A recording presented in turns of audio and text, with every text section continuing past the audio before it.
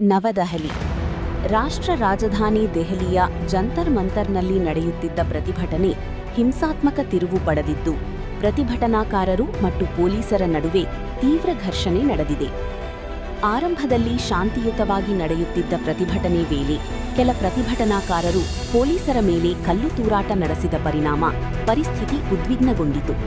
ಇದಕ್ಕೆ ಪ್ರತಿಯಾಗಿ ಪೊಲೀಸರು ಲಾಠಿಚಾರ್ಜ್ ನಡೆಸಿದರು. ಘಟನೆಯಲ್ಲಿ ಹಲವು ಪ್ರತಿಭಟನಾಕಾರರು ಹಾಗೂ ಪೊಲೀಸರು ಗಾಯಗೊಂಡಿದ್ದು, ಗಾಯಾಳುಗಳಿಗೆ ಸಮೀಪದ ಆಸ್ಪತ್ರೆಗಳಲ್ಲಿ ಚಿಕಿತ್ಸೆ ನೀಡಲಾಗುತ್ತಿದೆ.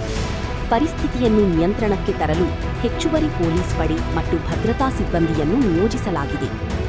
ಬೆಳಗ್ಗೆಯಿಂದ ಆರಂಭವಾದ ಪ್ರತಿಭಟನೆ ಸಂಜೆಯವರೆಗೂ ಮುಂದುವರಿದಿದ್ದು, ಜಂತರ್ ಮಂತರ್ ಸುತ್ತಮುತ್ತ ಭದ್ರತೆಯನ್ನು ಮತ್ತಷ್ಟು ಬಿಗಿಗೊಳಿಸಲಾಗಿದೆ. ಪ್ರತಿಭಟನಾಕಾರರು ಮಹಿಳೆಯರಿಗೆ 55% ಮೀಸಲಾತಿ, ಶಿಕ್ಷಣ ಮತ್ತು ಉದ್ಯೋಗ ನೀತಿಯಲ್ಲಿ ಬದಲಾವಣೆ, ನ್ಯಾಯಾಂಗ ಹಾಗೂ ಚುನಾವಣಾ ಸುಧಾರಣೆ, ಸಂಸತ್ ಮತ್ತು ವಿಧಾನಸಭೆಗಳಲ್ಲಿ ಮೀಸಲಾತಿ ಸೇರಿದಂತೆ ಹಲವು ಬೇಡಿಕೆಗಳನ್ನು ಮುಂದಿಟ್ಟಿದ್ದಾರೆ. ಅದರ ಜೊತೆಗೆ ಕೇಂದ್ರ ಸಚಿವ ಧರ್ಮೇಂದ್ರ ಪ್ರಧಾನ್ ಹಾಗೂ ಪ್ರಧಾನಿ ನರೇಂದ್ರ ಮೋದಿ ರಾಜೀನಾಮೆ ನೀಡಬೇಕು ಎಂದು ಆಗ್ರಹಿಸಿದ್ದಾರೆ. ಸಾಮಾಜಿಕ ಕಾರ್ಯಕರ್ತ ಸೋನಂ ವಾಂಗ್ಚುಕ್ ಅವರ ಸತ್ಯಾಗ್ರಹ ಮತ್ತು ಉಪವಾಸ ಪ್ರತಿಭಟನೆಗೆ ಬೆಂಬಲ ಸೂಚಿಸುವ ಉದ್ದೇಶದಿಂದಲೇ ಈ ಪ್ರತಿಭಟನೆ ನಡೆಸಲಾಗುತ್ತಿದೆ ಎಂದು ಪ್ರತಿಭಟನಾಕಾರರು ತಿಳಿಸಿದ್ದಾರೆ.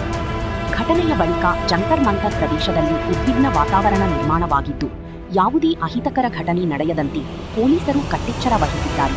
Abhijit Dipke and popular actor Prakash Raj along with him, they are moving towards the barricade.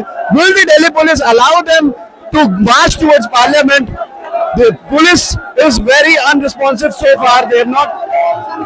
Now, will they be allowed to pass through? It's a big question. The situation is really escalating in this, and you can see the anger rising.